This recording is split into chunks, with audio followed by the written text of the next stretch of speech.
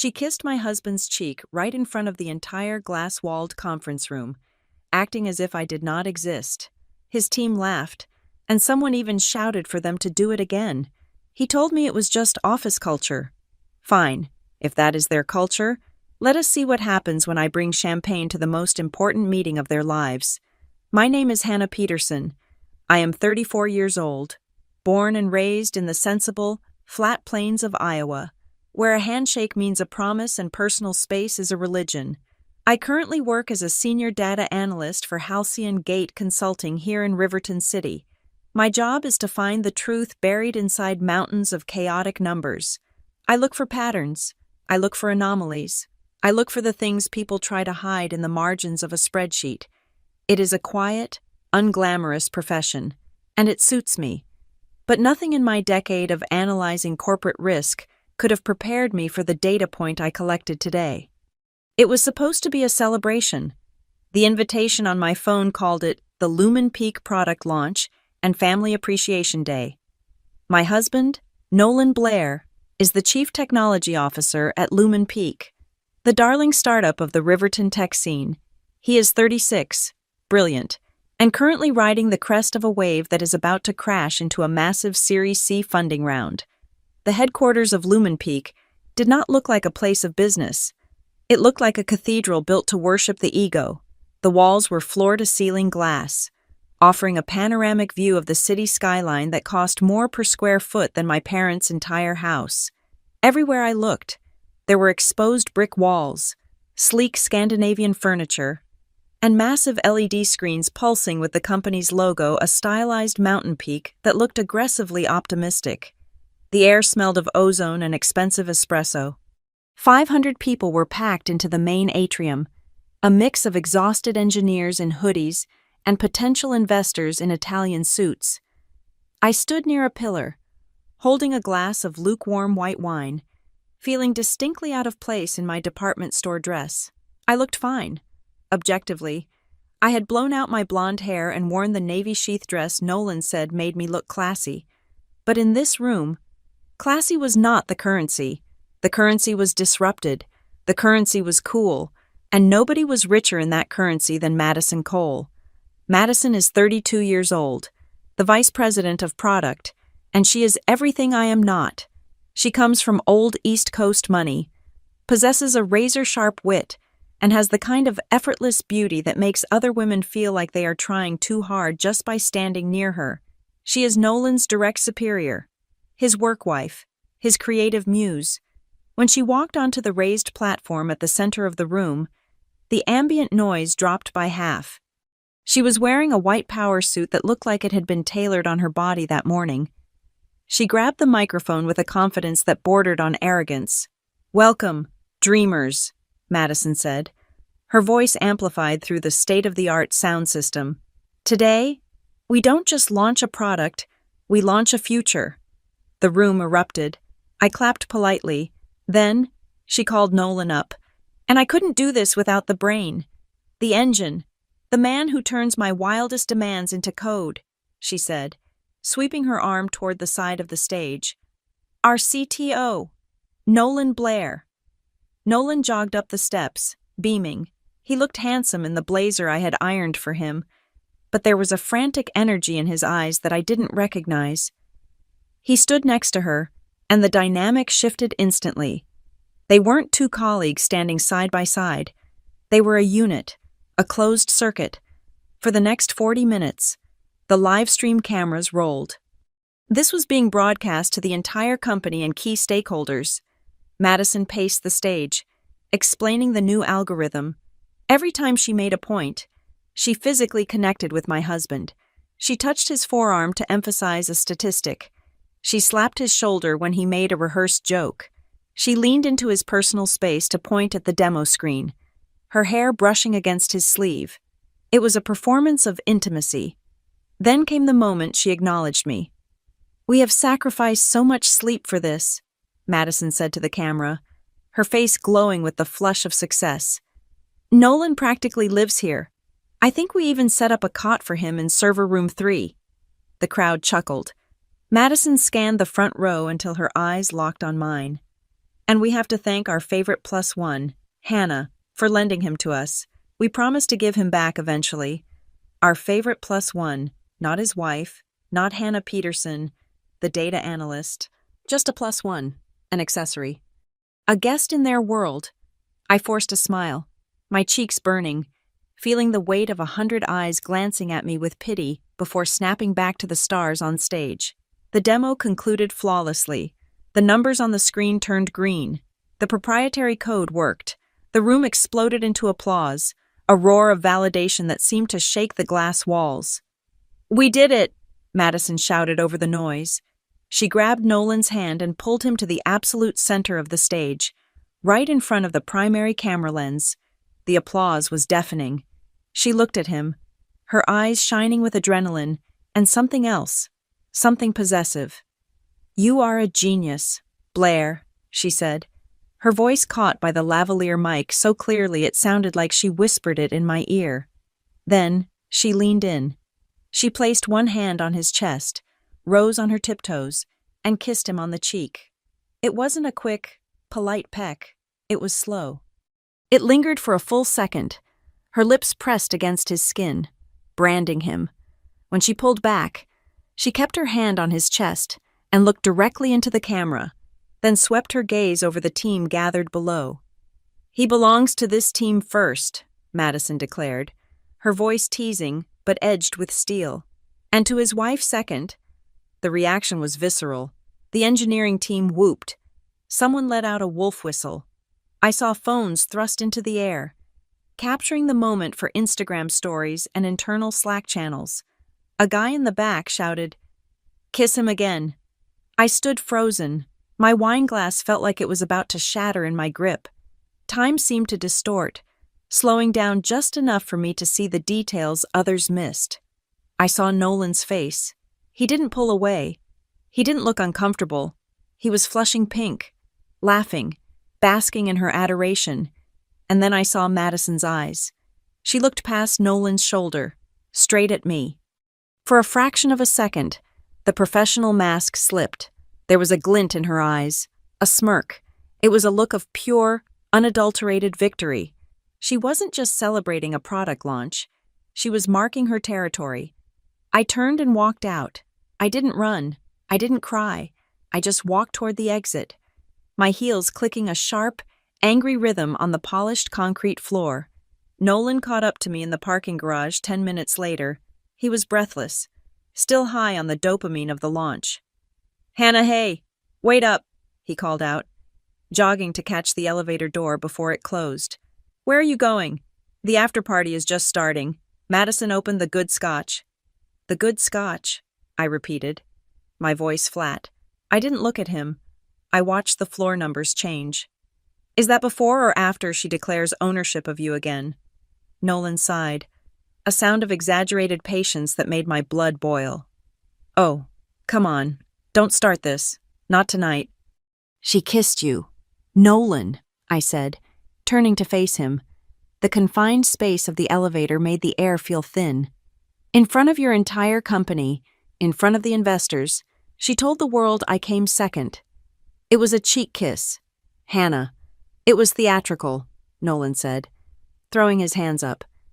"We just closed a project that took 18 months. Emotions were high. It is a startup. That is just the culture.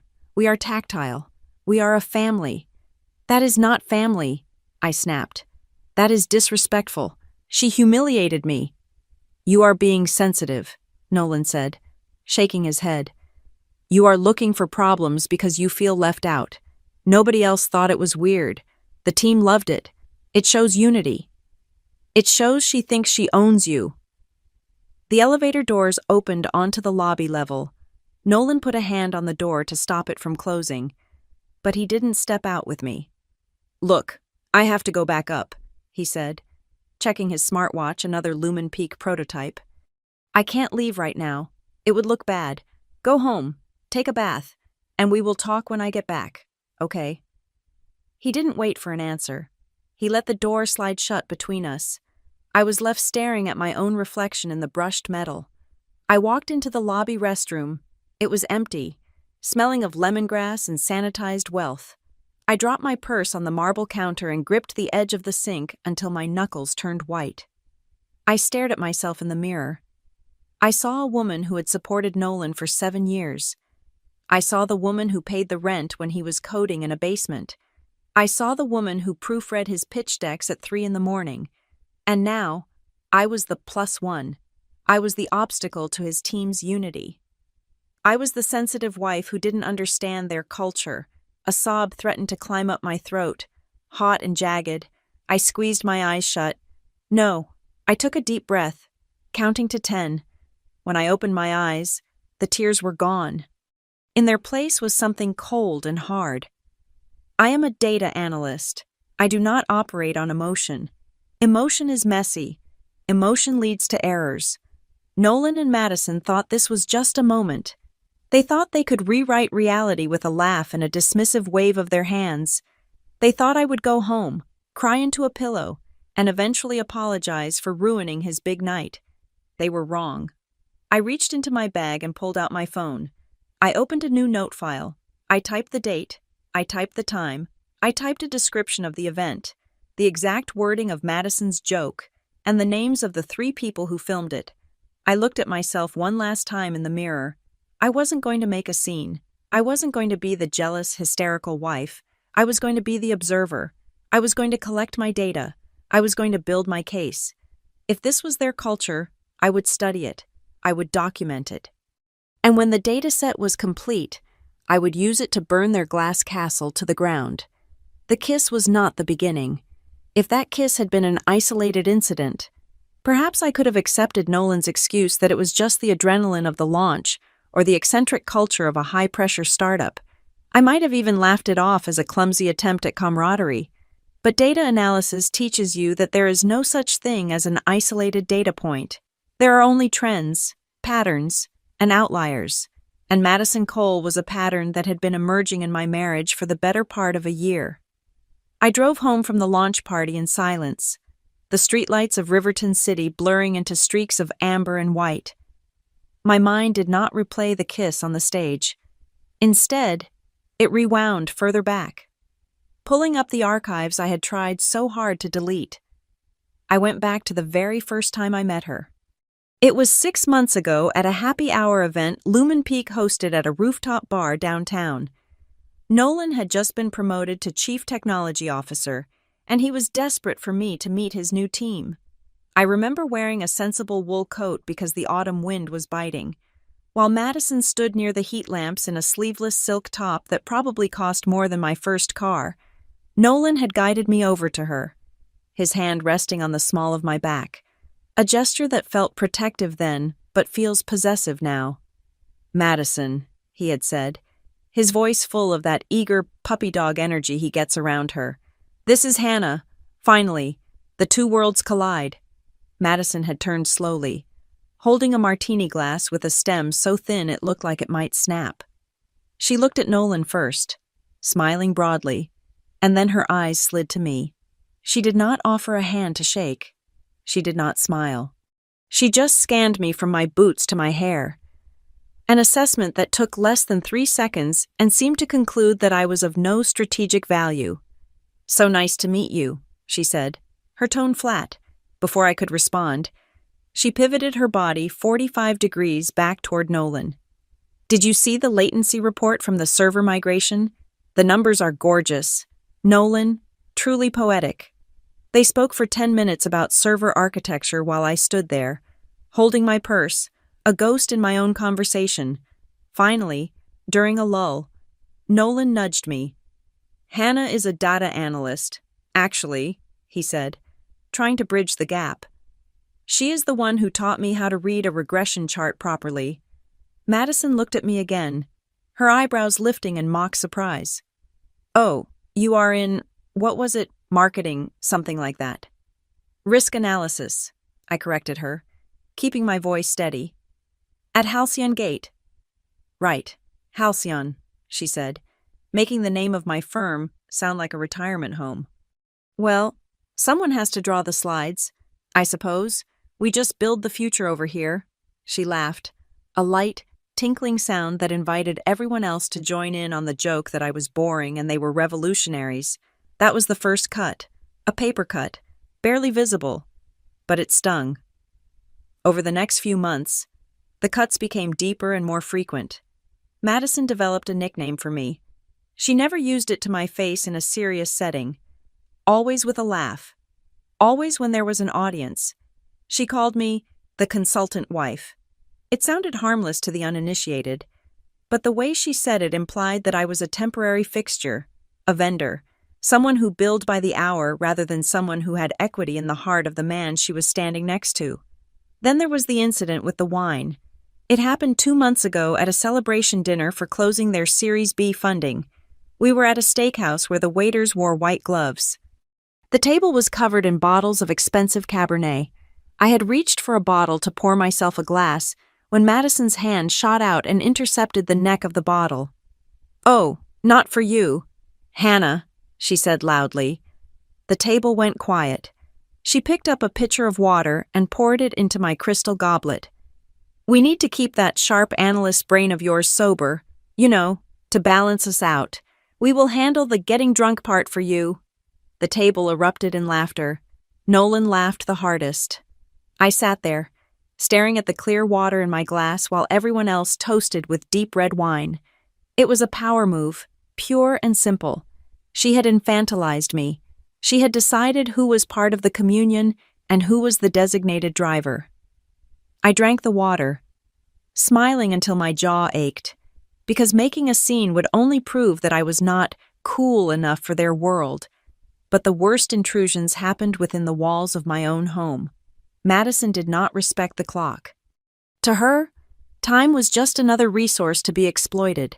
My phone would light up at 11 at night, or midnight, or 1 in the morning. But it wasn't my phone ringing. It was Nolan's. "Emergency brainstorm," he would say, rolling out of bed and scrambling for his jeans. "Nolan, it is Tuesday," I would argue, sitting up in the dark. "Can it not wait until morning?" "You don't understand, Hannah," he would snap, already halfway out the door.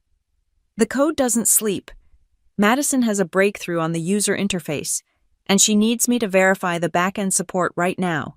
This is why we are going to be a unicorn company, because we work when you are sleeping."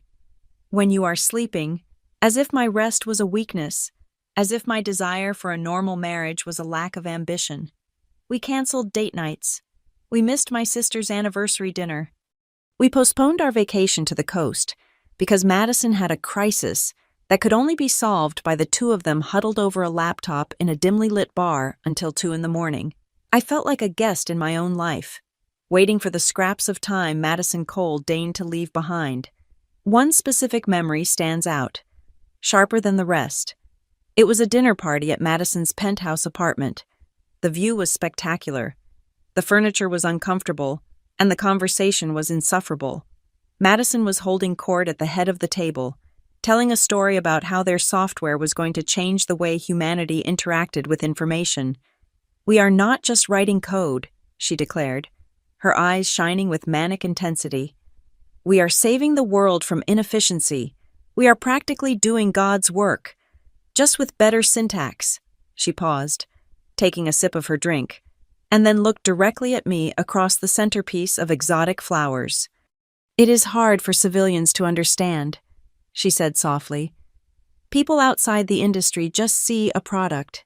They don't see the crusade." Civilian, that was the word she used, as if they were soldiers in the trenches, and I was just a housewife knitting socks back home. Nolan nodded in agreement beside her. "It really is a war out there," he said. I wanted to scream. I wanted to flip the table. I wanted to remind Nolan that 5 years ago, when he was coding in his underwear in our damp basement apartment, I was the one working double shifts to pay for the server space. I was the one who proofread his first pitch deck because his grammar was atrocious. I was the one who made him coffee at 4 in the morning and held him when he cried because he thought he was a failure. I was not a civilian.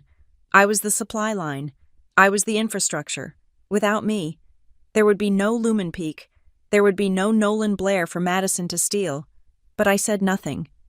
I just cut my steak, listening to the screech of the knife against the porcelain plate. Whenever I tried to bring this up to Nolan, he would gaslight me with the proficiency of a politician. "You are paranoid," he would say, brushing his teeth while looking at his reflection, avoiding my eyes. "Madison is just tactile. She is European in spirit. She hugs everyone. She kisses everyone on the cheek. It means nothing. You are projecting your own insecurities onto a platonic working relationship. She doesn't respect me. Nolan," I would insist. "She is intimidated by you," he would counter, a lie so lazy it was almost insulting. "She knows you are smart. She is just trying to banter. You need to toughen up.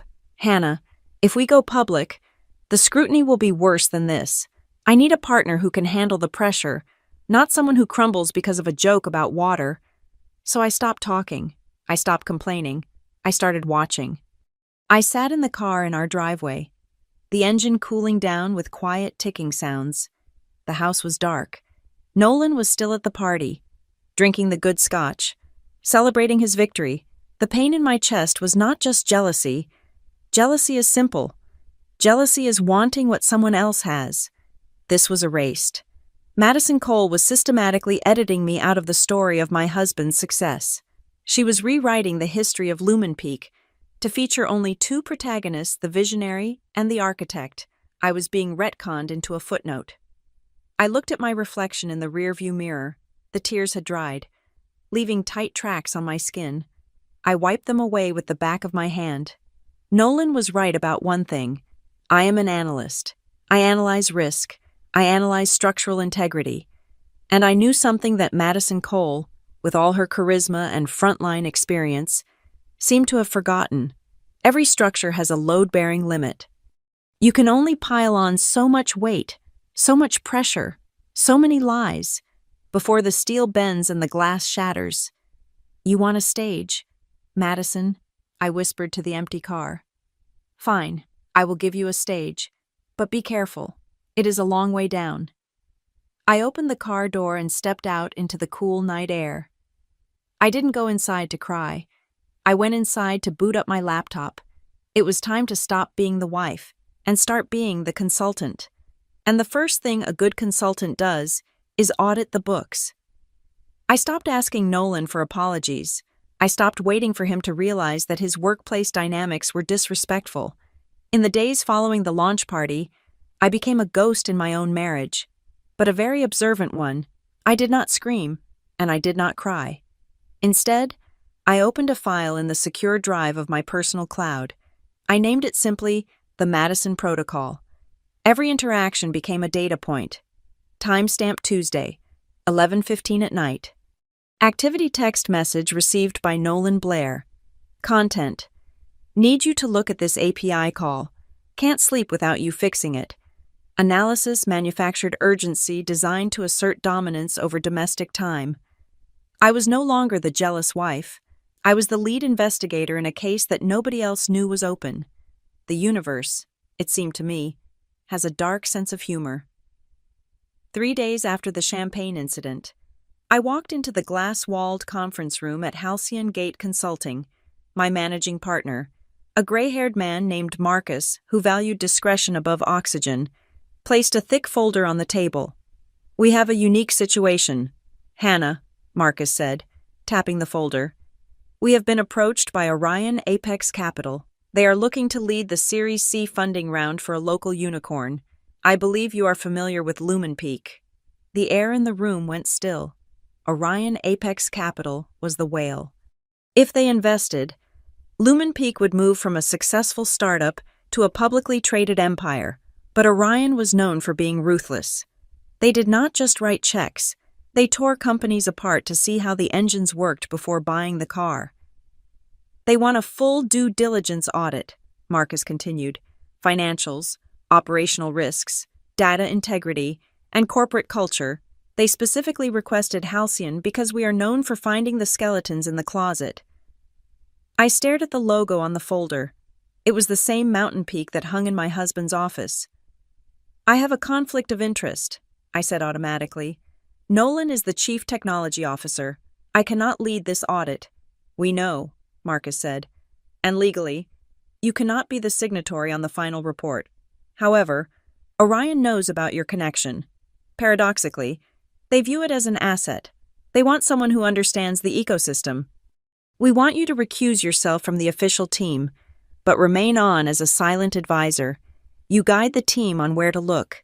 You interpret the noise, but your name appears on nothing. A silent advisor.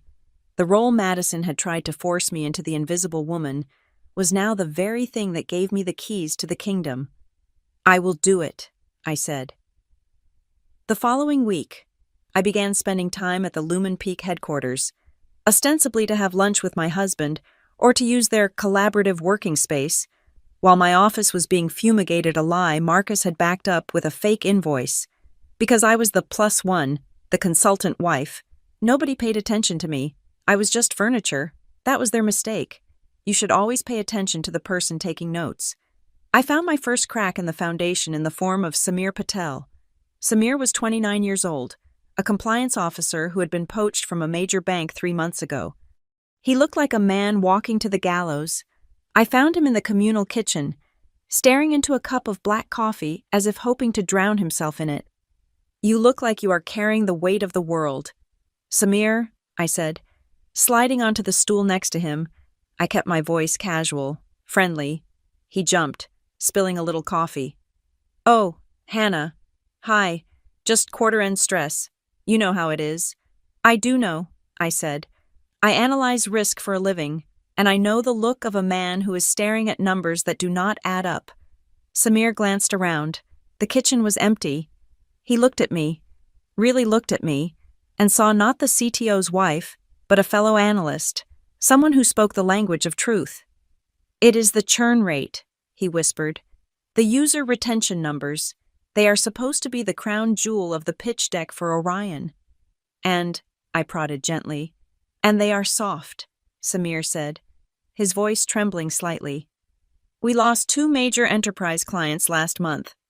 But when I prepared the dashboard for the board meeting, Madison sent it back. She said the data was too moody. She told me to exclude the beta accounts from the churn calculation, but include them in the total user acquisition. I felt a cold thrill run down my spine. That was classic manipulation. It wasn't technically lying if you squinted hard enough at the definitions, but it was certainly misleading investors. Did you push back? I asked. Samir let out a bitter laugh. I tried. She put her hand on my shoulder. She always does that. Gets way too close and said, Samir, honey, we are selling a vision here. Don't bring me problems. Bring me solutions, or I will find a compliance officer who understands the spirit of Lumen Peak. The spirit of Lumen Peak, I repeated, meaning, do what Madison says. She makes you feel like you are the crazy one, Samir confessed, rubbing his temples. Like insisting on accuracy is an act of betrayal against the family. I noted the time and the quote in my mental file. Witness 1 coerced into data manipulation under threat of termination. My second source came from a place I didn't expect. Joy Rivera worked in general affairs and HR support. She was the woman who ordered the snacks, booked the flights, and, crucially, managed the anonymous complaint box.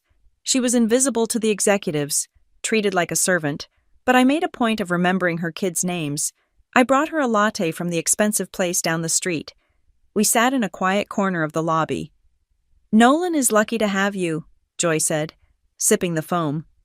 Most of the partners here treat us like we are part of the software, use us until we crash, then reboot.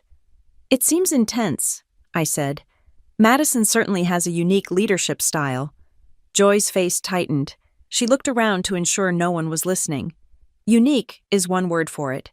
Predatory is another. I stayed silent, letting the silence pull the truth out of her. I have a folder. Hannah, Joy said, her voice barely audible. 3 separate complaints in the last 6 months. One from an intern, one from a junior developer, and one from a vendor, all about her. What kind of complaints? Boundary issues, Joy said, looking disgusted. Touching, inappropriate comments about people's bodies masked as jokes. One guy said she cornered him in the elevator and told him he needed to loosen up if he wanted a promotion. She plays it off as being European or tactile, just like she did with Nolan at the launch. But it is power. She gets off on making people uncomfortable. And what happened to the complaints? I asked, though I already suspected the answer. Buried, Joy said. I tried to escalate them to the CEO. He told me that Madison is a high-value asset and that we can't have petty misunderstandings derailing the IPO. He told me to file them away as resolved interpersonal conflicts. They didn't even interview the victims. My blood ran cold. This was not just a woman who flirted with my husband to annoy me. This was a systemic rot. Madison Cole was standing on a mountain of silenced voices and cooked books, and she was about to sell that mountain to Orion Apex Capital for hundreds of millions of dollars. I thought about the kiss on stage. He belongs to this team first. It wasn't affection. It was a brand. It was her way of telling everyone in the room, the staff, the investors, and me that she owned the people she worked with. She owned their time. She owned their ethics. And she owned their bodies if she felt like it. I walked out of Lumen Peak that afternoon with a strange sense of clarity. For weeks, I had been looking at this as a marital problem. I had been wondering if I was pretty enough, smart enough, or exciting enough to compete with Madison. But this was not a love triangle. This was a corporate crime scene. I sat in my car, watching the sun reflect off the blinding glass facade of the headquarters. I took out my phone and typed a message to Marcus at Halcyon Gate. Initial scan complete. The ecosystem is compromised. Moving to deep dive. Then I texted Nolan. Working late tonight. Don't wait up. I was done being the sad, confused wife. I was a data analyst, and I had just realized that the most damaging data wasn't in the servers. It was in the people Madison Cole had stepped on to get to the top. I was going to find them. I was going to record them. And I was going to turn their whispers into a scream that even Madison couldn't talk her way out of. The file was open, and I was just getting started. Halcyon Gate won the bid. It was a sterile, bureaucratic victory, the kind that happens via email signatures and secured PDF contracts. But it gave me exactly what I needed: keys to the castle, or more accurately, read-only access to the Lumen Peak data warehouse. Technically, I was not the lead auditor. I was listed in the fine print as a subject matter consultant, a title vague enough to be ignored by the engineers, but official enough to grant me a login credential. I sat in a small, glass-enclosed breakout room on the 4th floor, separate from the main audit team. They were looking for financial irregularities in the ledger. I was looking for the ghosts in the machine. The first ghost appeared on a Tuesday afternoon, hidden in the server uptime logs. I had 2 windows open on my dual-monitor setup. On the left was the slide deck Madison Cole had presented to the board of directors 3 weeks ago, a glossy, high-contrast presentation declaring a 99.99% uptime reliability. It was the gold standard, the number that made investors drool. On the right monitor, I had the raw server logs from the engineering backend. I ran a simple comparison script. The cursor blinked, processing gigabytes of time-stamped activity. When the results spit out, my stomach dropped. The actual uptime was 96.4%. To a layperson, a difference of 3.5% might seem like a rounding error. In the world of enterprise cloud computing, it is catastrophic. It is the difference between a reliable utility and a leaky pipe. But what froze my blood was not the discrepancy itself. It was the consistency of it. I pulled the logs for the last 6 quarters. Every single time the server reliability dipped, the reported number on the board slides remained perfect. The variance was not random, it was mathematically adjusted. Someone had written a script to take the real number, add a buffer of 3 to 5%, and output a clean figure for the executives. This was not a mistake. This was a lie hard-coded into the reporting tool. I kept digging, my heart hammering against my ribs like a trapped bird. I opened the issue tracking system, Jira. I filtered for critical severity tickets that had been closed in the last 30 days. There it was, ticket number SEC 4092. Potential data leak and user authentication token. It was a massive security hole, the kind that could expose user data to hackers. The engineering notes were frantic. A senior developer had flagged it as a blocker for the product launch. But the ticket had been closed 2 days before the launch event. It wasn't closed because it was fixed. It was closed with the tag, "Won't fix."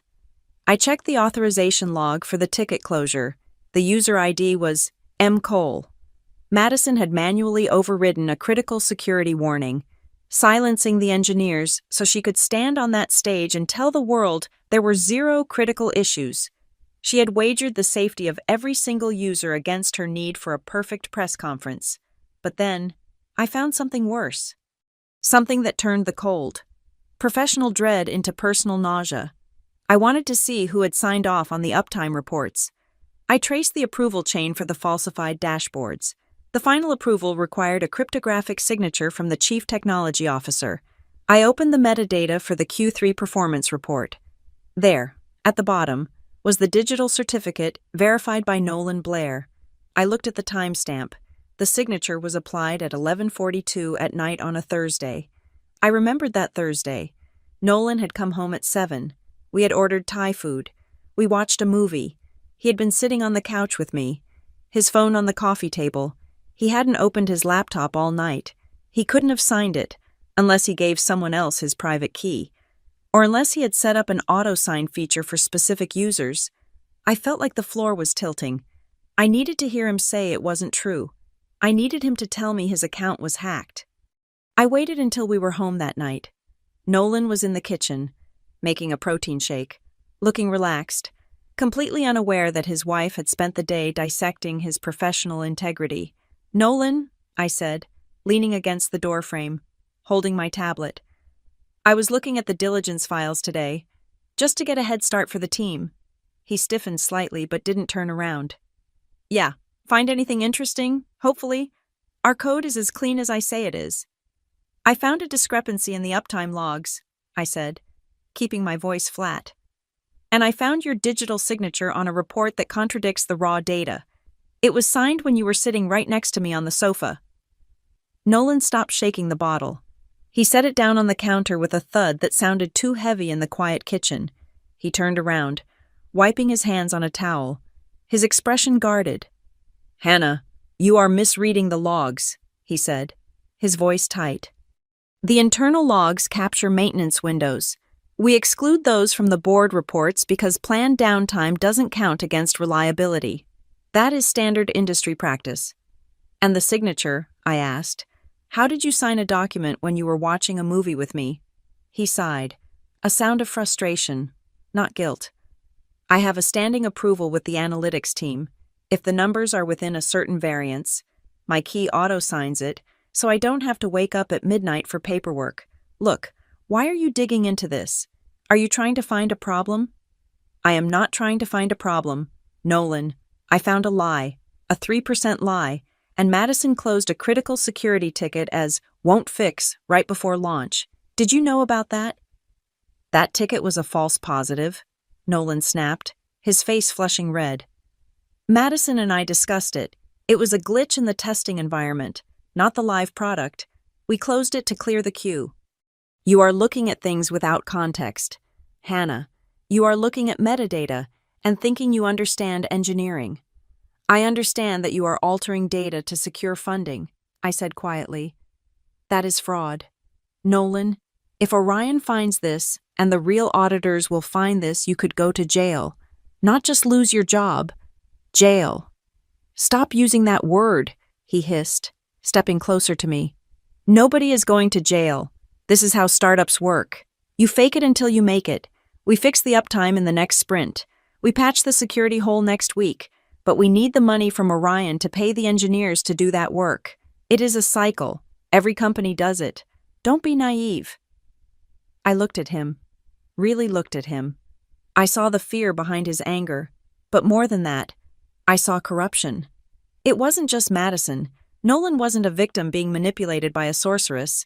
He was a willing participant. He had convinced himself that lying was a necessary survival tactic.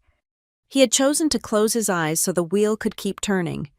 "I am not being naive, Nolan," I said, lowering the tablet. "I am a risk analyst, and right now, you are the biggest liability in this room." I walked out of the kitchen before he could answer. My hands were shaking, but my mind was ice cold. The next morning, I did not go to the office. I went to a copy shop across town. I printed the server logs. I printed the screenshot of the won't fix ticket with Madison's ID. I printed the metadata showing Nolan's phantom signature. Then I drove to a bank in a suburb where nobody knew me. I rented a safety deposit box under my maiden name. I put the envelope inside, watching the metal door click shut. It felt like I was locking a gun away. I had crossed a line. I was no longer just a wife or a consultant. I was a whistleblower waiting. I was hoarding ammunition that could destroy my husband. But I knew that if I didn't hold it, the explosion would kill me too. I returned to Lumen Peak late that afternoon.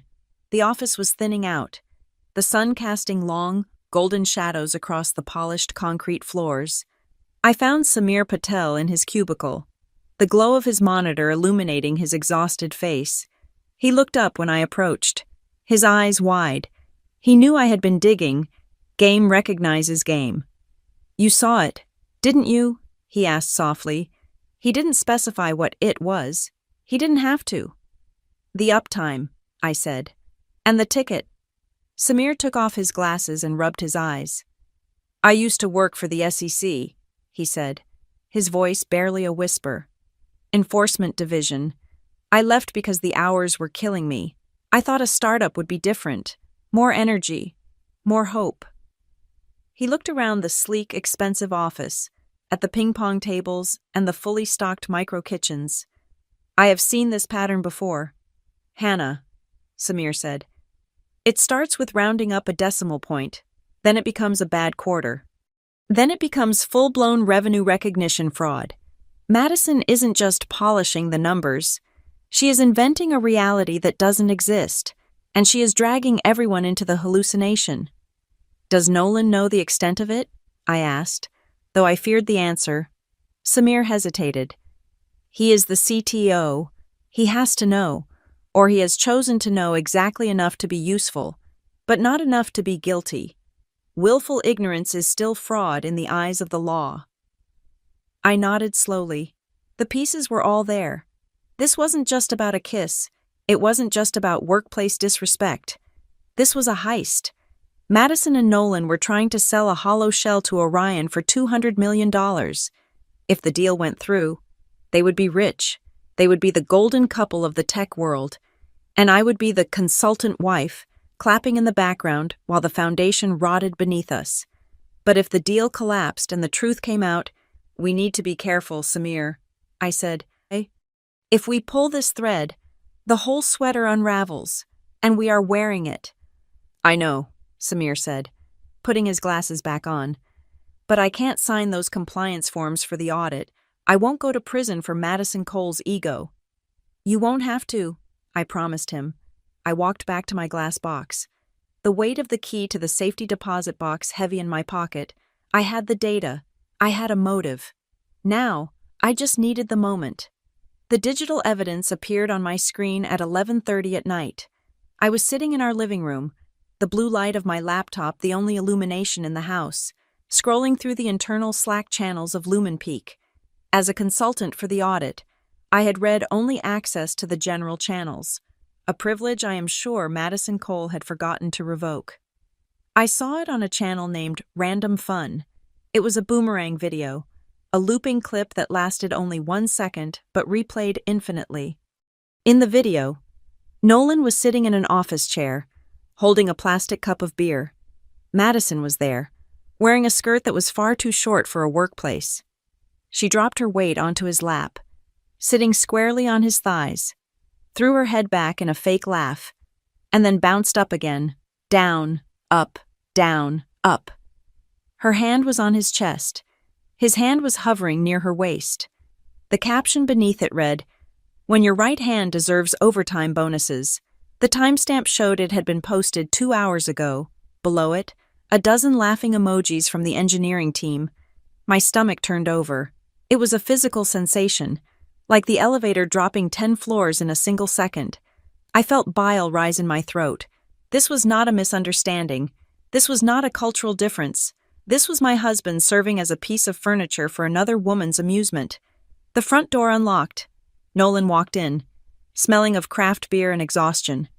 He loosened his tie, dropping his keys on the console table. "Hey," he said, yawning. "Sorry I'm late. The team wanted to celebrate clearing the beta tests." I did not say a word. I just turned the laptop around so the screen faced him. Nolan froze.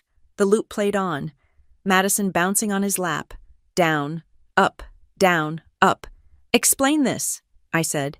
My voice did not sound like my own. It sounded hollow, like it was coming from a great distance. Nolan's face went from pale to a blotchy, defensive red. He walked over and slammed the laptop lid shut. "That was a joke," he said, his voice pitching higher. "We were just goofing around. It was a dare. I told the intern to delete it immediately. Is it still up?" I took a screen recording. "Nolan, I lied. It does not matter if it is up or down. It happened. You let another woman sit on your lap in front of your subordinates." "It was for a second," Nolan shouted, throwing his hands up. "God, Hannah, why are you like this?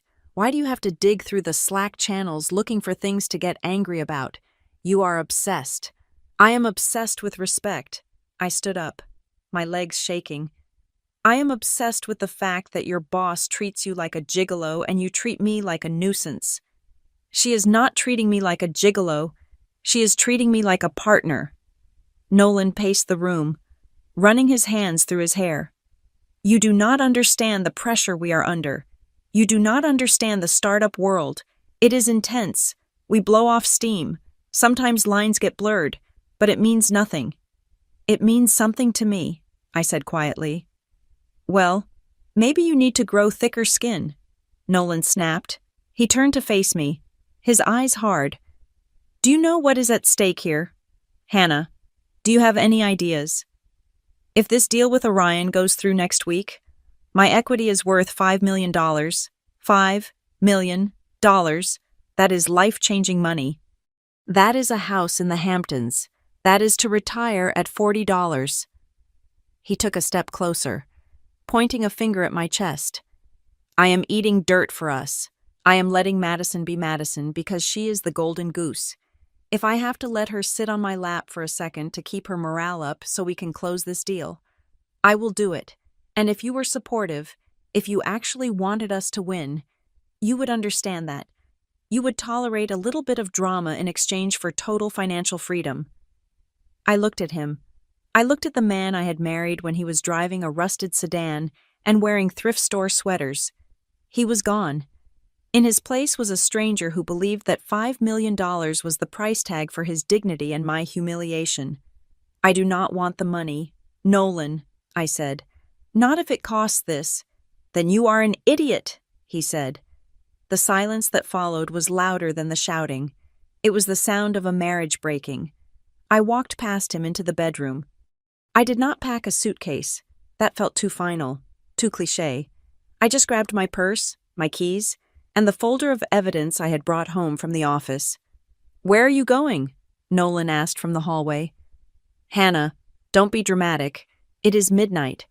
I am going to a hotel," I said, brushing past him. "Because if I stay here tonight, I will say things that I can never take back." "If you walk out that door," Nolan warned, "do not expect me to come chasing after you. I have a board meeting in the morning." "I know," I said. "Good luck with your performance."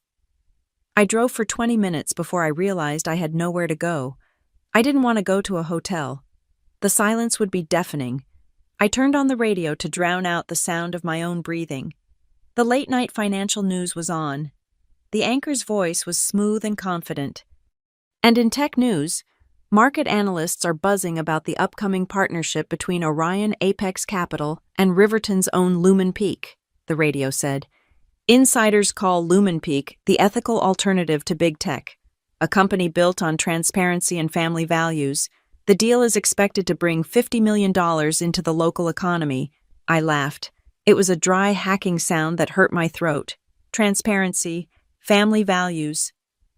I pulled into the parking lot of a 24-hour diner off the interstate.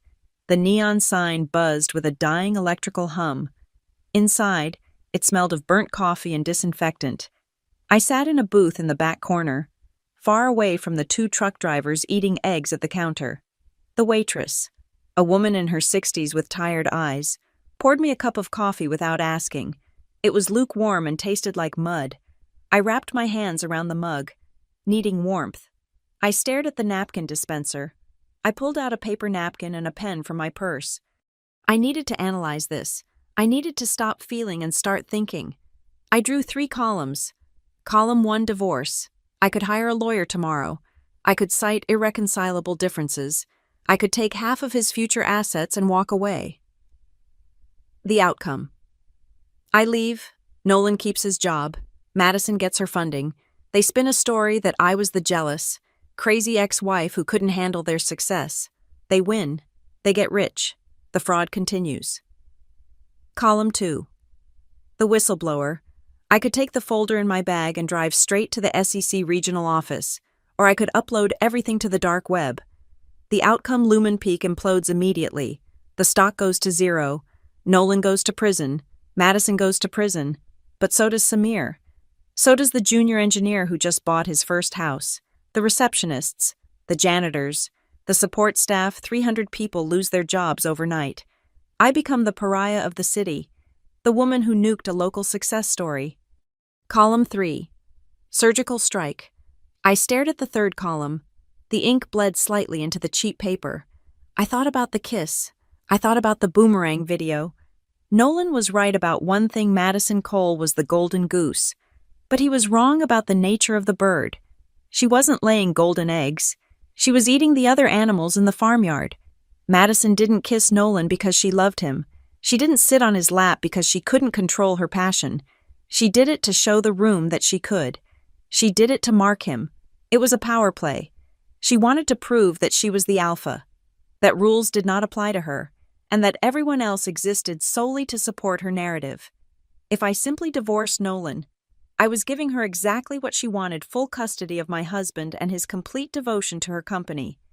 If I blew up the company indiscriminately, I was confirming her bias that I was just a destructive, emotional civilian who didn't understand the bigger picture. No, I looked at the napkin. I didn't want to destroy the company. I wanted to excise the tumor. I wanted Madison Cole to stand in that glass room, surrounded by the people she thought she owned, and feel the exact same humiliation she had inflicted on me.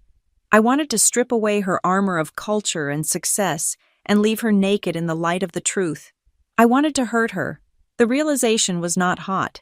It was not a flash of red anger. It was cool and settling, like water freezing into ice.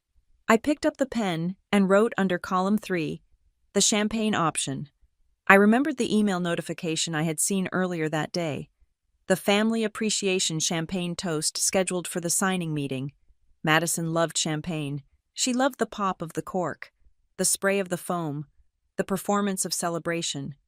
I would give her a celebration. I would give her a toast she would never forget. I folded the napkin and put it in my purse. I took a sip of the cold coffee. It tasted bitter.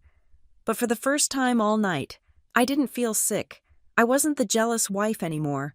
I wasn't the victim crying in the bathroom. I stood up and tossed a $5 bill on the table. As I walked out of the diner, the bells on the door chimed. It sounded like the opening move of a chess game.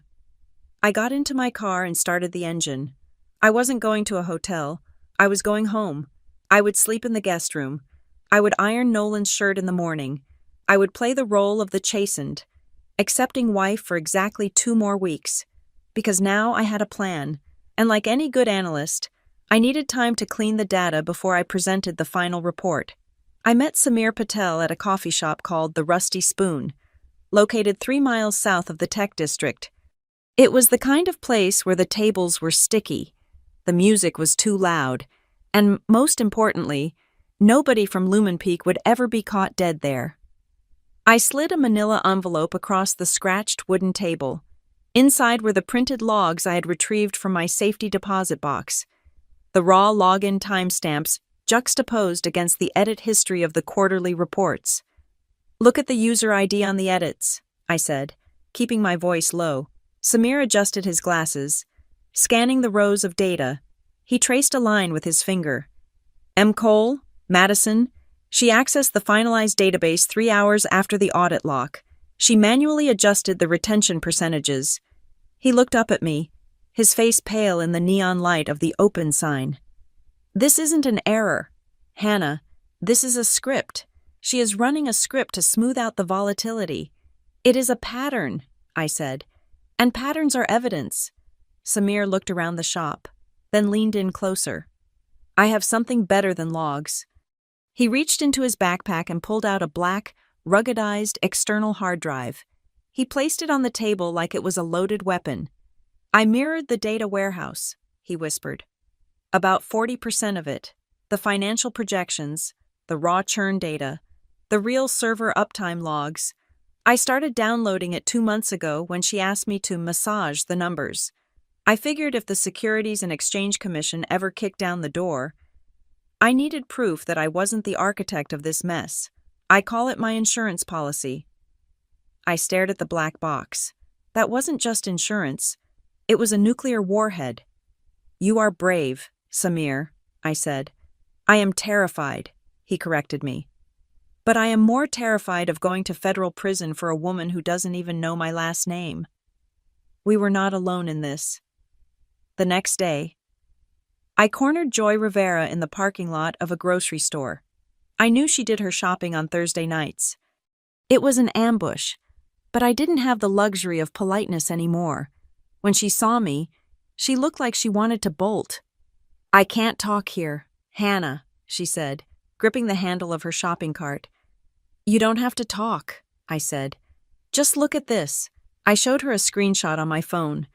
It was a draft email I had found in the trash folder of the general admin account, an email Madison had written but never sent, laughing about how easy it was to scare the little people. Joy's shoulders slumped. She opened her purse and pulled out a folded sheaf of papers. I can't give you the official files, she said, her voice shaking. But these are the templates. I unfolded them. They were from letters, responses to harassment complaints. After a thorough internal investigation, we have found no evidence to support your claim. We consider this matter closed. She makes me send these, Joy said, tears welling in her eyes. Sometimes, 5 minutes after the complaint comes in. There is no investigation. There is no interview. Just this email. Who are they? I asked. The ones who left. There are 3 main ones, Joy listed, ticking them off on her fingers. A UI designer named Chloe, a product manager named Marcus, and an intern, a 19-year-old kid named Liam. They all signed non-disclosure agreements, heavy ones. If they talk, they lose their severance and get sued for $50,000. NDAs are void if they are covering up a crime, I said. We just need one of them to be brave enough to test that theory. Joy looked at me. Liam, the intern, he is still angry. He messaged me on LinkedIn last week saying he wanted to burn the place down. If anyone will talk off the record, it is him. I had my internal witnesses. Now I need an amplifier. I went home and booted up my laptop using a VPN. I created a secure encrypted email account. I typed in the address for Tessa Nguyen, the lead investigative reporter for the Ledger Line, a tech news site known for tearing apart Silicon Valley darlings. Subject: the math at Lumen Peak doesn't add up. I didn't send her the hard drive. Not yet. I sent her a teaser. I sent a side-by-side comparison of the slide deck Madison had presented to the board versus the regulatory filing they had submitted to the state for a tax credit. In the board deck, user growth was 18%. In the tax filing, it was 4%. I hit send. 20 minutes later, a reply popped up. Who is this? These could be doctored. Why should I trust an anonymous source? I typed back, check the public tax records for Q3. The filing is public. The board deck is confidential. But you have sources. Ask them for the Q3 growth slide. When you realize I am right, email me back. It took 2 days. 2 days of silence where I ironed Nolan's shirts and listened to him practice his speech for the Orion signing. He paced around the living room, rehearsing lines about integrity and transparency. It took every ounce of my self-control not to laugh in his face. On Saturday night, my encrypted email pinged. "You are right. The numbers don't match. I am listening. I had the data. I had the press. But I needed one more piece. I needed the technical smoking gun." I was leaving the Lumen Peak office late on Monday, maintaining my cover as the diligent consultant, when a man stepped out from behind a concrete pillar in the parking garage. I jumped, dropping my keys. It was Theo Morris. He was one of the original engineers, a guy in his 40s with graying hair and a permanent scowl. He had been with the company since it was 3 people in a garage. "I saw you talking to Patel," Theo said. His voice was gravelly, echoing in the empty garage. "And I saw you corner Joy." My heart hammered against my ribs. "I don't know what you mean." "Theo." "Cut the crap," he said. He walked closer, his hands in the pockets of his hoodie. "I know what you are doing. You are building a case against her." He didn't say Madison's name. He didn't have to. "Are you going to stop me?" I asked, bracing myself. Theo laughed, a dry, humorless bark. "Stop you. I want to help you bury the body." He looked over his shoulder to make sure we were alone. "Last month, before the beta launch, she came to my desk," Theo said. "There was a critical bug in the payment gateway.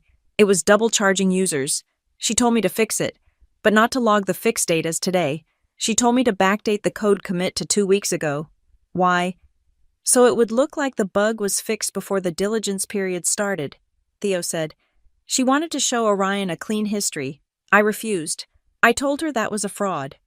She told me that if I didn't do it, my stock options would be revoked for poor performance.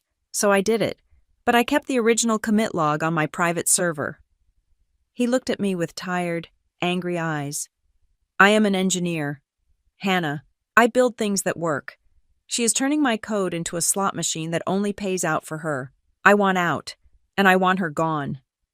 My guest room, my exile room, became the war room when Nolan was at work or asleep. I covered the back of the door with sticky notes. I built a timeline. August, Samir coerced. September, Liam, the intern fired, NDA signed. October, Theo forced to backdate code. November, the kiss. The awakening. The diagram looked like a conspiracy theorist's fever dream, but every line was backed by a file on Samir's hard drive or a recording on my phone. I sat on the floor, surrounded by the evidence of my husband's moral bankruptcy. I called a meeting of our shadow cabinet, Samir, Joy, and Theo. We met on a secure messaging app, never in person as a group. "We have 3 prongs," I typed. "Prong 1, the money. We would compile a dossier specifically for the risk management department of Orion Apex Capital. Not the partners, they were too hungry for the deal. The risk officers. They were paid to be paranoid. We would give them Samir's mirrored data. Prong 2. The public. I would feed Tessa and Gwen everything. The NDAs, the harassment emails, the fake logs. She would write an expose that would hit the internet exactly when we wanted it to. Prong 3, the theater. "Why do we need theater?" Samir messaged. "Isn't the fraud enough?" "No," I typed back. "Fraud gets settled in court quietly. Fraud gets buried with fines. We need something they can't hide. We need a moment that forces everyone in that room, the board, the investors, the staff, to choose a side right then and there." I looked at the invite for the signing ceremony on my calendar. It was titled, "A Toast to the Future." Madison wanted a show. She wanted champagne. She wanted to stand in front of the cameras and be crowned queen. "I will handle the 3rd prong."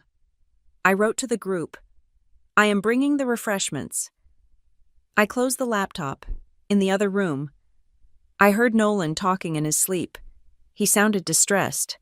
Part of me wanted to go to him, to wake him up and tell him to run, to save himself before the roof caved in.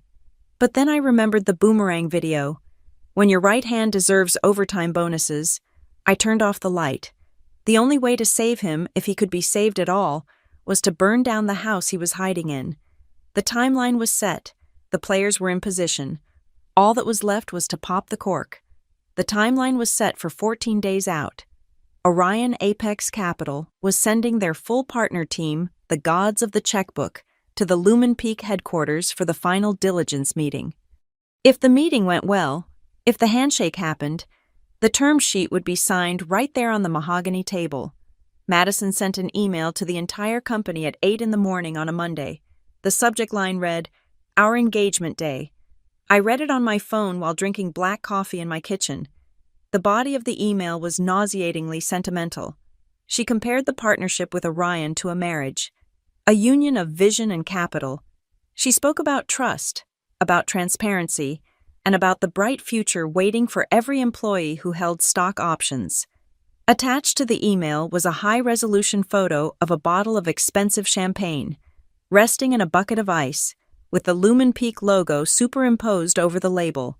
"We will pop the corks the moment the ink is dry," Madison wrote, "because we are not just a company, we are a family, and families celebrate together." I stared at the photo of the bottle. I stared at the golden foil of the neck. And that was when the idea coalesced. It didn't arrive as a frantic thought. It arrived as a complete architectural blueprint, fully formed and perfect. If Madison wanted a wedding, I would give her one, but I would be the one bringing the toast. And like the wicked fairy in the old stories, I would bring a gift that revealed the truth about the princess. I called it the Champagne Protocol. Step 1 was procurement. I did not buy the champagne in Riverton City, where a credit card charge might be spotted by a nosy accountant or a mutual friend. I drove 40 minutes to a wholesale warehouse in the next county. I bought 5 cases of a mid-range sparkling wine. It was decent enough to pass for a celebration, but cheap enough that I could pay $300 in cash without raising an eyebrow. I brought the boxes to my war room, the guest bedroom where Nolan rarely entered. Step 2 was the packaging. I spent 3 nights soaking the bottles in warm water, carefully peeling off the original labels with a razor blade until the glass was naked and dark. Then, I turned to my design software. I created a new label.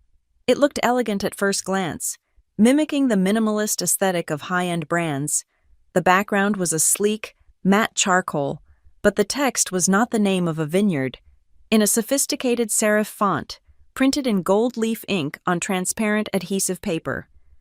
I wrote, "To the women who said no and were ignored." Beneath the text, I placed a large, intricate QR code. To the naked eye, it looked like the Lumen Peak mountain logo, stylized into a digital block pattern. It was beautiful, it was professional, and it was a trap. I configured the QR code using a dynamic redirect service. If someone scanned it right now, it would take them to the Lumen Peak About Us page, a harmless placeholder to pass a casual inspection. But I set a timer on the server. At exactly 2 o'clock in the afternoon on the day of the meeting, 15 minutes before the scheduled signing, the redirect would change. Instead of the About Us page, the code would point directly to a secure password-protected folder hosted by the Ledger Line. Inside that folder was the article Tessa Nguyen was currently finalizing. Inside was the scanned PDF of Liam's exit interview, where he described the harassment. Inside was the Excel sheet showing the 3% gap in the server logs. Inside was the audio file Theo Morris had secretly recorded of Madison ordering him to commit fraud. I printed the labels. I applied them to the bottles with the precision of a surgeon, smoothing out every air bubble. I lined them up on the floor. 60 bottles, 60 grenades waiting for the pin to be pulled. Step 3 was infiltration. I went to Marcus, my boss at Halcyon Gate. I pitched him a story about public relations. "Orion is nervous about the culture fit," I told him, sitting in his office. "It would look very good for Halcyon if I was present at the signing, not as an auditor, but as a symbol, the diligent wife, the consultant who helped smooth the transition. It shows we are invested in their success." Marcus didn't even blink. "Brilliant optics. Hannah, you are right. It softens the edges. I will clear it with their CEO." He made the call. Lumen Peak agreed. I was on the guest list. Step 4 was logistics. This was where Joy Rivera played her part. Joy went to the event planning committee with a sad story about budget cuts and vendor unavailability. The catering company is short-staffed for the signing. Joy told them. They can provide the food, but they don't have enough servers for the champagne toast. They want to charge us double for rush staffing. Then, she offered the solution we had rehearsed. Why don't we ask a few family members to help serve? It fits Madison's theme of family appreciation. It saves $5,000, and it looks so authentic. I can get Hannah to help coordinate it. She is already coming. The committee, terrified of going over budget right before the acquisition, agreed immediately. The trap was set. The bait was laid. The night before the meeting, the air in our house was thick enough to choke on. Nolan was pacing the living room, reciting his opening remarks for the 1,000th time. He was wearing his lucky sweatpants, but he looked like he hadn't slept in a week. I was in the kitchen, drinking tea, watching him. Part of me, the part that had loved him for 7 years, felt a pang of pity. He was a drowning man convinced he was learning to swim. He stopped pacing and looked at me. He walked into the kitchen and leaned against the counter, his shoulders slumping. "Hannah," he said softly. I looked up over the rim of my mug. "Yes, Nolan. I know. I know things have been weird lately," he stammered. "I know I haven't been the best husband during this sprint. The stress, Madison, the deal it got to me." He reached out and covered my hand with his. His palm was sweaty. "I am sorry," he said, "for the lap dance video, for the late nights, for making you feel second place. Once this deal is signed tomorrow, once the money is in the bank, I promise things will change. I will set boundaries. We will take that trip to Italy, just you and me, no phones." He sounded sincere. His eyes were wet, for a singular, terrifying moment. I wavered. I remembered the boy who used to make me grilled cheese sandwiches when I was sick. I remembered the vows we took. Could I really do this? Could I really destroy him tomorrow? Maybe he was a victim too. Maybe, if we got the money, we could run away from Madison and start over. My heart was hammered. I opened my mouth to say something, maybe to offer him a way out, to tell him to call in sick tomorrow. Ding, his phone, sitting face up on the marble countertop between us, lit up. It was a text message. The preview notification flashed on the screen. Sender Madison. I looked down. Nolan looked down. It was a photo, a selfie. Madison was standing in a bathroom mirror. She was wearing a silk robe, open slightly at the neck, her hair wrapped in a towel. She was holding a glass of wine and winking. The caption read, "Tomorrow. We win. Sleep tight. Partner." The timestamp was 11:42 at night. The silence in the kitchen was absolute. It stretched for 5 seconds, 10 seconds. Nolan snatched the phone off the counter. He swiped the notification away instantly, his thumb moving with the frantic speed of guilt. He looked at me, panic in his eyes. "She is just excited. It is a team thing." He was lying. He wasn't just lying to me. He was lying to himself. He wasn't her partner. He was her possession. And he had just deleted the evidence because he knew exactly what it was. The wavering in my heart stopped. The pity evaporated. In its place, the cold, hard machinery of the plan locked back into gear. "Of course," I said, my voice steady and calm. "It is a big day. You should get some sleep. Nolan, you need to look your best for the cameras." I pulled my hand away from his. "I will see you there," I said. I walked out of the kitchen and went to the guest room. I closed the door and locked it. I looked at the boxes of champagne stacked in the corner. The gold lettering on the labels seemed to shimmer in the dark. To the women who said no, I checked my watch. 14 hours until 2 o'clock. Nolan had made his choice when he deleted that message. He chose the lie. He chose the robe and the wink and the $5 million built on sand. Tomorrow, I will help him drink it. I walk into the boardroom, and the first thing that hits me is the smell. It smells of leather, burnt coffee, and high-stakes anxiety. The room is a glass box suspended 30 floors above Riverton City, designed to make everyone inside feel like a master of the universe. The sunlight is streaming in through the floor-to-ceiling windows, bouncing off the polished blonde wood of the conference table that is long enough to land a small aircraft on. The players are already set on the board. On the left side, The Orion Apex Capital team sits in a phalanx of navy blue suits. There are 5 of them. The partners look bored and expensive, checking their phones. The lawyers look hungry. At the far end sits their risk officer, a man with thick glasses and a hairline that receded decades ago. On the right side is the Lumen Peak leadership. The CEO is sweating through his shirt collar. The CFO is clicking a pen repeatedly against a leather notebook. And then there is Nolan. He is sitting near the head of the table, his laptop open. He is wearing the suit I bought him for our anniversary, the charcoal one that makes his shoulders look broader. He is typing furiously, his brow furrowed. To the untrained eye, he looks focused. To me, the woman who has shared a bed with him for 7 years, he looks terrified. His left leg is bouncing under the table, a rapid-fire nervous tick that shakes the water glass sitting next to his elbow. I do not take a seat at the table. I am not a player today. I am the scenery. I choose a black ergonomic chair pushed against the back wall, situated between a potted fiddle leaf fig and the video conferencing rig. From here, I am invisible to the main action, but I have a perfect angle on the entire room. I check my watch. It is exactly 1 o'clock. The meeting is scheduled to start now, but the Queen has not arrived. The silence in the room stretches. The Orion partners stop checking their phones and start checking their watches.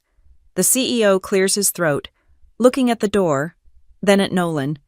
She is just wrapping up a call with London. Nolan lies, his voice cracking slightly. She is not on a call with London.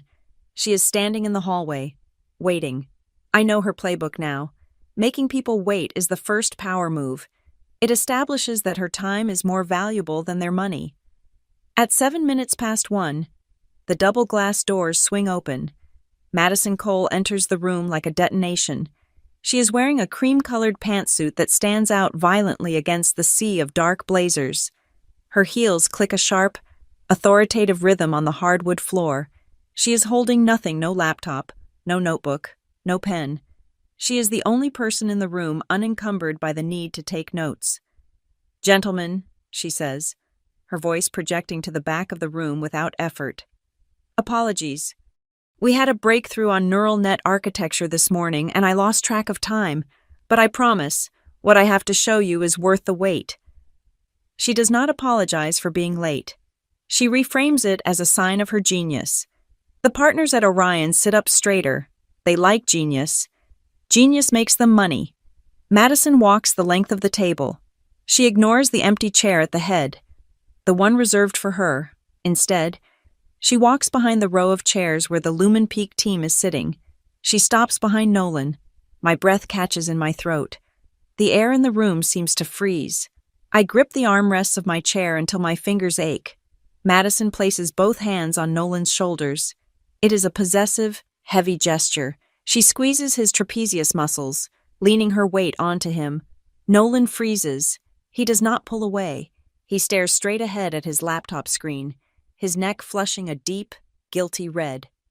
"I could not have built this deck without my right hand," Madison says, looking at the Orion team, smiling a dazzling, predatory smile. "Nolan has been working 18-hour days to make sure your investment is safe." She leans down. I watch in slow motion as she turns her head. She brings her face close to his ear, her blonde hair brushing against his cheek. Then, right in front of the investors, right in front of the lawyers, right in front of me, she presses her lips to his cheek. It is not a greeting. It is a claim. It is the second kiss. "For luck, Blair," she whispers, loud enough for the microphone in the center of the table to pick up. "Don't make me regret promoting you." She pulls back, straightening her blazer. As she walks to the front of the room, her eyes flicker to the back wall. She finds me. She locks eyes with me for a fraction of a second. The corner of her mouth twitches up. It is a look of pure challenge. "I can do this," the look says. "And you will sit there and watch." I do not blink. I do not frown.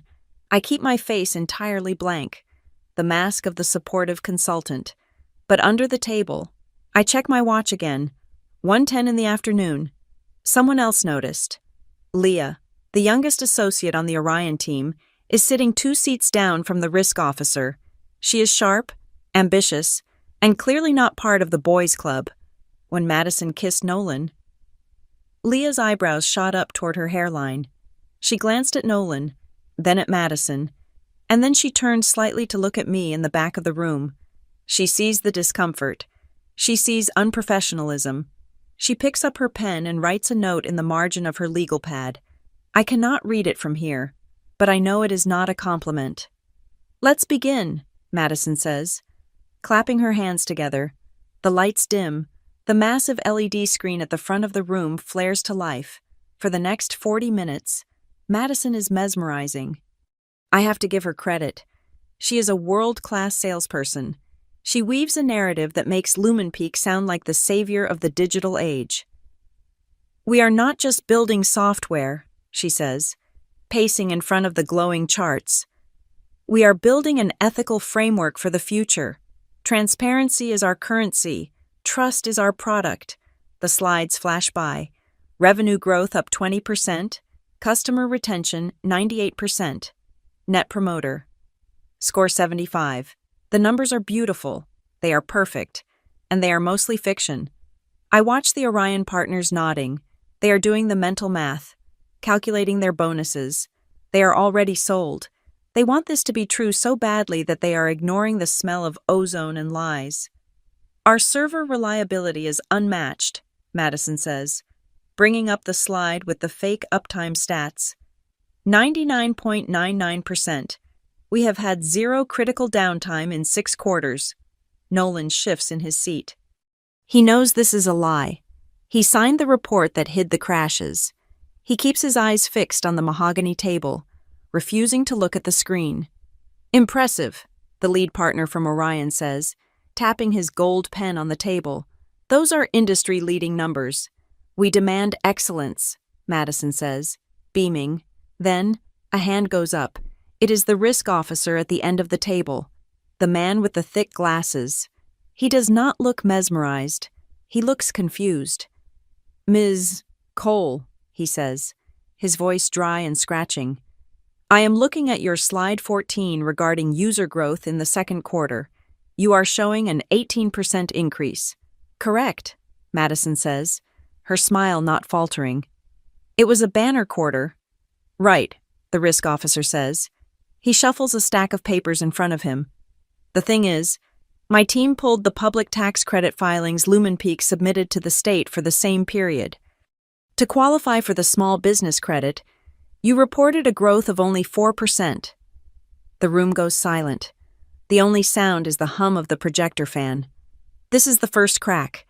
This is the data I sent to Tessa Nguyen, which she must have back-channeled to her sources or published in a teaser that the risk officer saw. Or perhaps Samir's dossier made it to his inbox just in time. Madison does not flinch. She does not stutter. She laughs. It is a light, airy sound, dismissive and charming. "Oh, that," she says, waving her hand as if swatting away a fly. "That is just a difference in accounting methodology. The state excludes beta users from the growth metric for tax purposes, while our internal board reporting includes them as active accounts. It is a reporting bug in the legacy system. Really, we are patching the definition in the next sprint to align them." She looks at Nolan. "Right, Nolan. Just a definition mismatch." Nolan jerks his head up.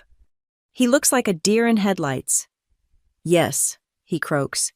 "Yes, just a bug in the reporting script. We are fixing it." The risk officer does not look convinced.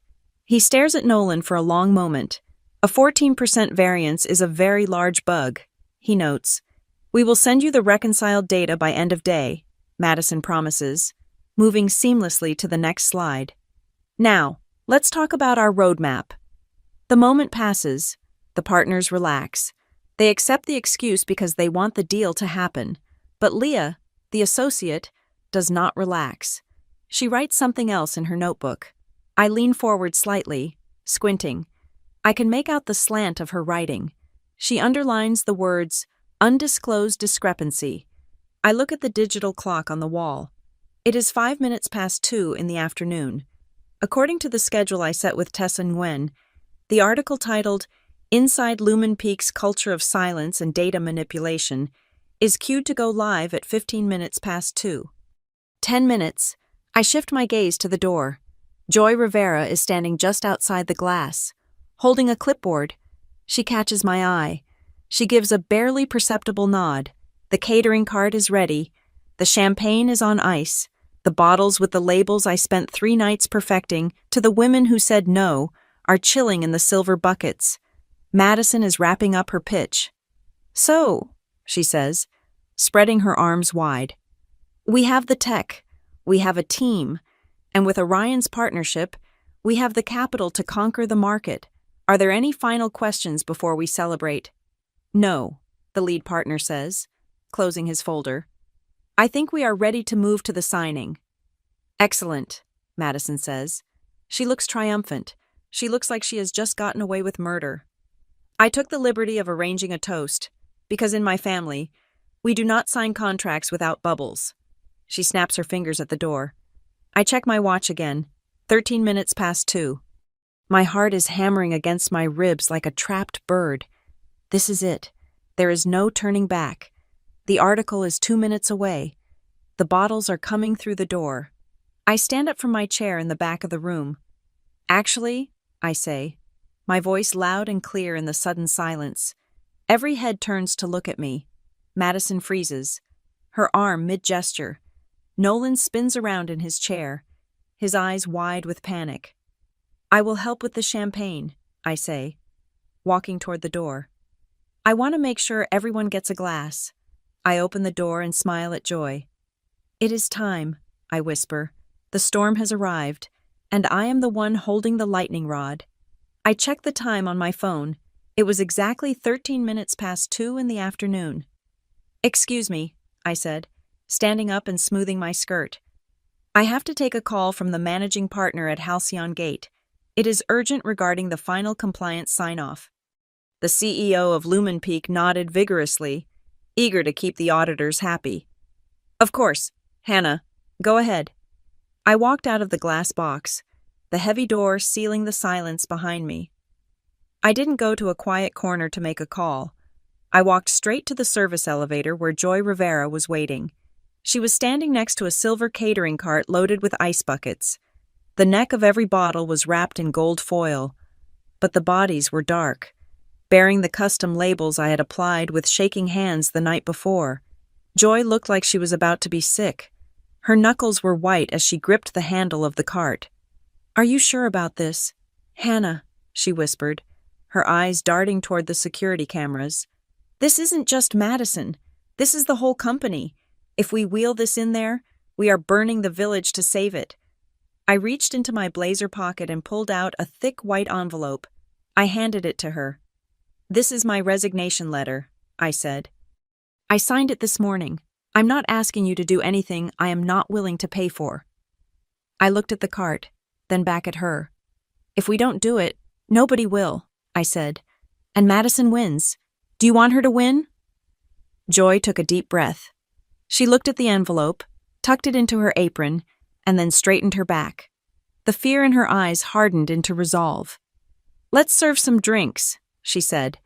We pushed the cart together. The wheels glided silently over the plush carpet of the hallway. We reached the double glass doors. I didn't knock. I pushed them open with both hands, making an entrance. The room turned. The tension was thick, but the sight of champagne broke it instantly. "Perfect timing," the CEO boomed, clapping his hands. "Look at that. Hannah, our favorite consultant, helped us celebrate. Now that is what I call full-service support."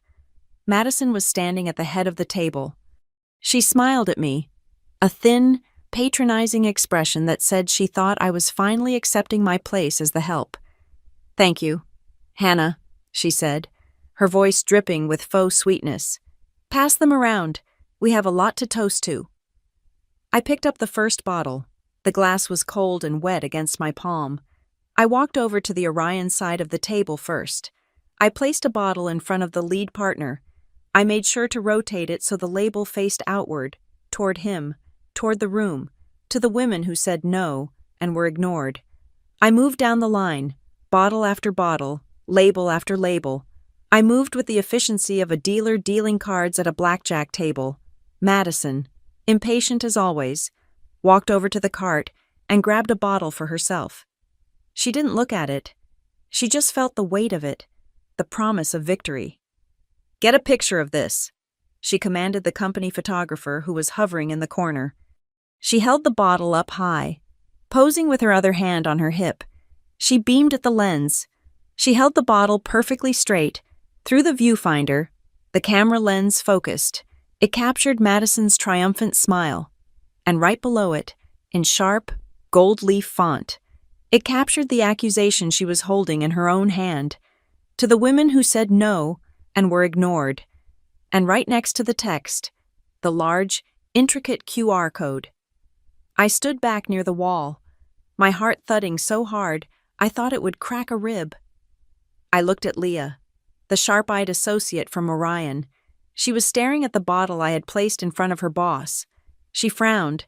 She tilted her head. She reached into her pocket and pulled out her phone. She opened the camera app. She didn't take a picture. She hovered the lens over the QR code on the label. I watched her screen. A yellow notification banner popped up at the top. Open link in browser. Leah tapped it. It was 14 minutes past 2. The redirect timer I had set on the server had triggered 1 minute ago. The About Us page was gone. Leah's eyes widened. She scrolled down. I knew what she was seeing. A secure folder hosted by the Ledger line. File names listed in stark black and white. Complaint 03 redacted. PDF server log discrepancy Q3. Audio transcript Morris, TXT. She looked up. She looked at me. I held her gaze and gave a tiny, almost imperceptible nod. Then, the digital bomb went off. It was 15 minutes past 2. A phone on the table buzzed. Then another. Then a laptop pinged. It started as a ripple and became a wave. The distinct, jarring sound of push notifications filling the room. Ding, buzz, chirp. The risk officer looked at his Apple Watch. His face went gray. He pulled out his iPad. He didn't need to search for it. It was the top headline on his news feed. Exclusive inside Lumen Peak's culture of silence and data manipulation.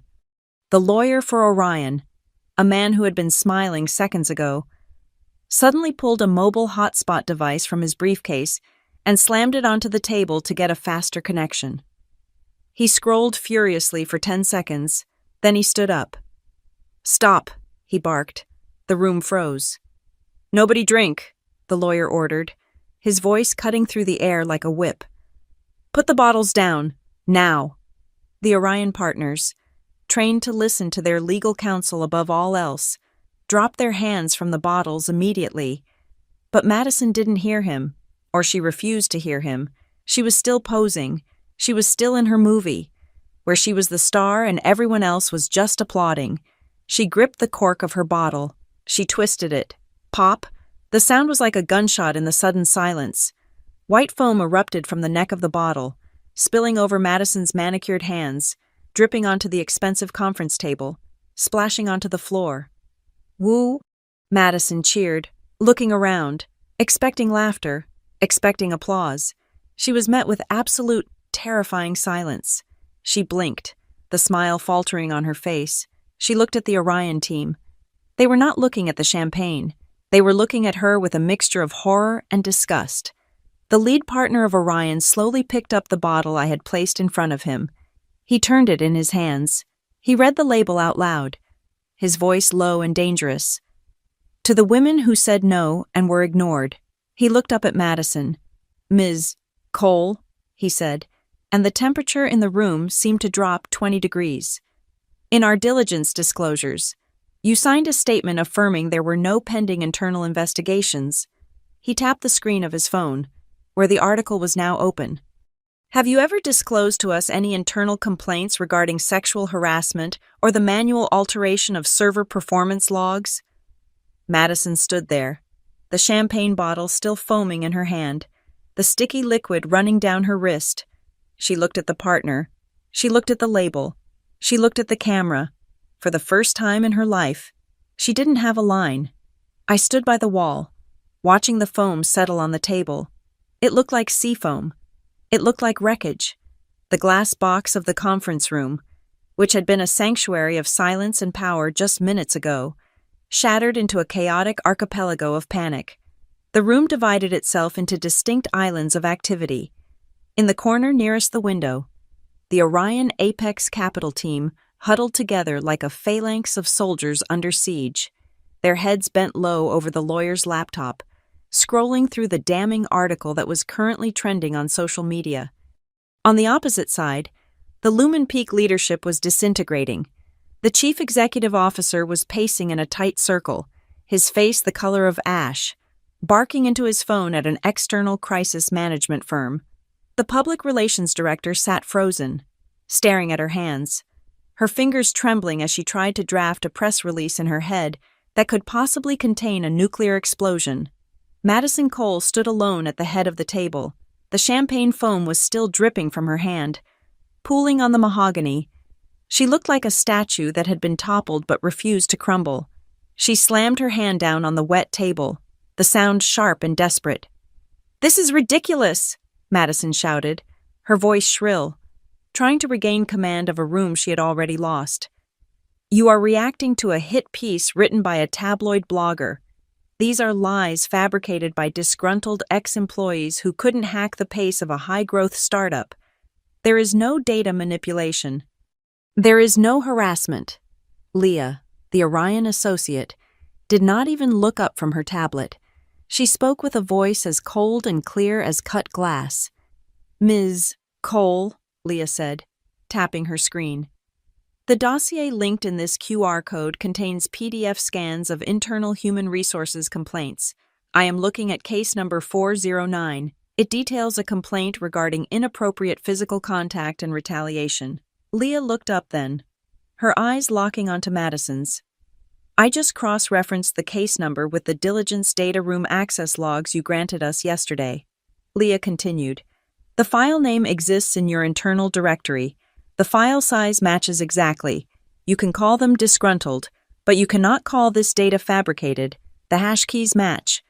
Madison opened her mouth to argue, but the air was sucked out of the room by the sound of a heavy plastic keycard hitting the table. Clack! We all turned.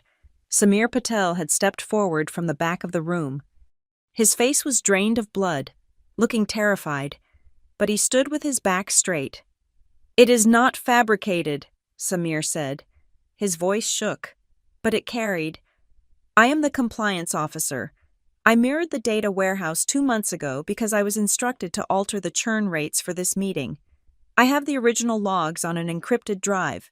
I am ready to surrender them to Orion, to the Securities and Exchange Commission, and to anyone else who asks." He looked at Madison, then at the CEO.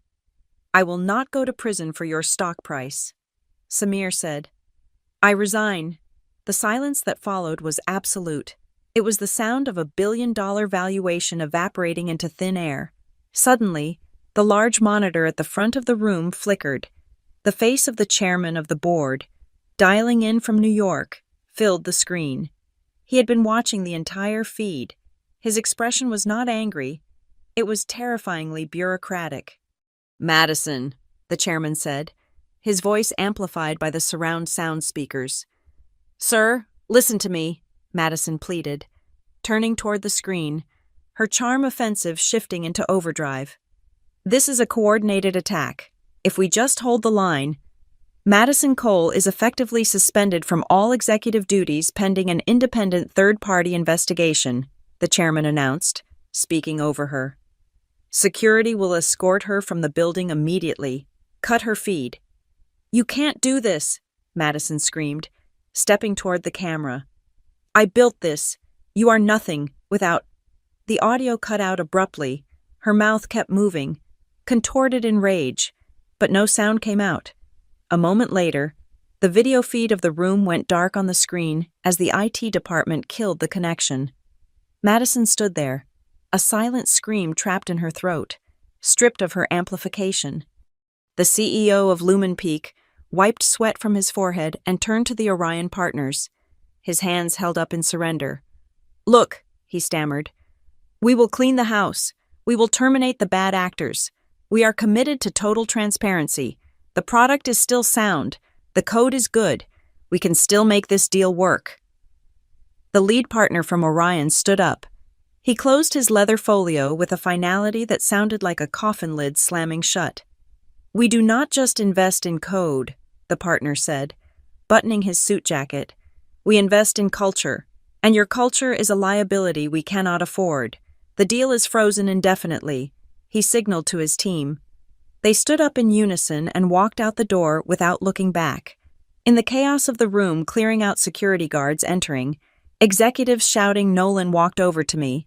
He took my arm, his grip firm but not aggressive, and pulled me into a small breakout room adjacent to the main hall. He closed the door, shutting out the noise. We were alone in a small, soundproof glass cube. He looked at me. He looked at the blazer I was wearing, the same one I had worn to breakfast that morning. He looked at my eyes, searching for the wife who used to iron his shirts and wait up for him. "Did you do this?" Nolan asked. It was a simple question. A week ago. I would have denied it. I would have tried to protect his feelings. But the woman who did that was gone. "Yes," I said. I did not flinch. I did not apologize. "I printed the labels," I said, my voice steady. "I contacted the reporter. I sourced the complaints from Joy. I got the server logs from Samir, and I coordinated with the catering staff to make sure that bottle ended up in your hand." Nolan stared at me. He looked like he had been punched in the gut. He sat down heavily on one of the orange chairs, burying his face in his hands. "Why?" he mumbled into his palms. "You destroyed everything, my equity, the company. Everything. I didn't destroy anything." "Nolan," I said, standing over him. "I just turned on the lights. The rot was already there. You just chose to put a rug over it." He looked up, his eyes red. "I didn't know about the harassment. I swear to you. Hannah, I didn't know she was touching people like that." "But you knew about the numbers," I countered. "You signed the reports. You knew about the lies to the investors, and you knew how she treated me. You let her sit on your lap and you laughed about it because you thought $5 million was worth your dignity." Nolan opened his mouth to argue, but then he stopped. He slumped back in the chair. The adrenaline of the crisis drained away, leaving only the raw, ugly truth. "I heard rumors," Nolan whispered, his voice cracking. "About the intern, about the designer. I heard them, and I told myself that human resources would handle it. I told myself it wasn't my department. I told myself that if we just got to the IPO, none of it would matter." "It matters," I said. "It matters to the kid who got fired for speaking up. It matters to me. Today, when you stayed silent, I chose to speak for myself, and for them." Nolan sat there for a long time. He looked at the glass wall, at the ruins of his career playing out in the hallway. Then, slowly, he stood up. He straightened his tie. He looked at me, and for the first time in years, I saw a flicker of the man I had married. "Okay," he said. He opened the door and walked back into the main conference room. I followed him. The board of directors was still on the screen, shouting at the CEO. The remaining staff were huddled in corners. Nolan walked to the center of the room. He tapped the microphone that Madison had used only an hour ago. "Excuse me," Nolan said. The room quieted down. "I am Nolan Blair, the Chief Technology Officer," he said, addressing the camera and the room. "I am hereby offering my immediate resignation. I will cooperate fully with the internal investigation and the federal authorities. I will surrender all my email archives and my personal server logs." The CEO gaped at him. "Nolan, what are you doing? We can fight this. We can negotiate a severance package. We can get you an NDA. "No," Nolan said. "I am refusing the severance package, and I will not sign a non-disclosure agreement. I am done hiding." He took his keycard off his lanyard and placed it on the table next to the sticky puddle of champagne. Then he turned and walked out of the room, past Madison, who was arguing with a security guard, past the stunned executives, and out the door. That evening, our apartment was quiet. The television was off. The phones were in the other room. I sat at our small dining table. In the center of the table sat a single bottle of champagne.